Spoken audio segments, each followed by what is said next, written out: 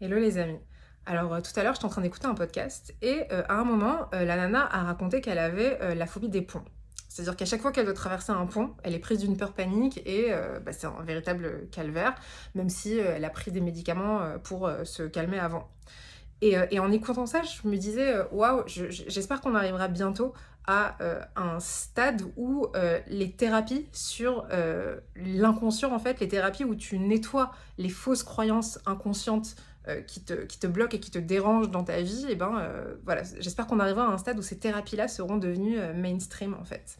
Euh, je pense que c'est complètement mainstream d'aller aujourd'hui chez le psy. Je pense que c'est complètement mainstream dans la société occidentale de dire que un enfant il hérite des traits physiques de ses parents de par la génétique, mais on parle beaucoup moins de tout l'aspect psychique en fait. Euh, je pense que c'est pas du tout délirant en fait de dire que un enfant il hérite aussi des traits psychiques de ses parents, de ses ancêtres. Et quand je dis traits psychiques, ça inclut aussi des croyances inconscientes et ça peut donc du coup inclure des phobies.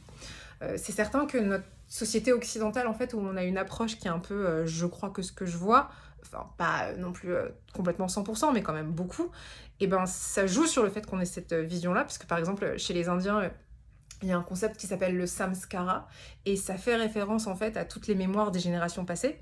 Et quand un couple se marie en Inde, il y en a en fait qui vont dans des espèces d'écoles où ils font un espèce de process où entre autres ils font un nettoyage de toutes ces mémoires-là pour devenir des parents nettoyés en fait de ces croyances-là et pour être complètement libres en fait et pour pouvoir bien s'occuper de leurs enfants parce qu'ils sont pas pollués par toutes ces mémoires antérieures en fait.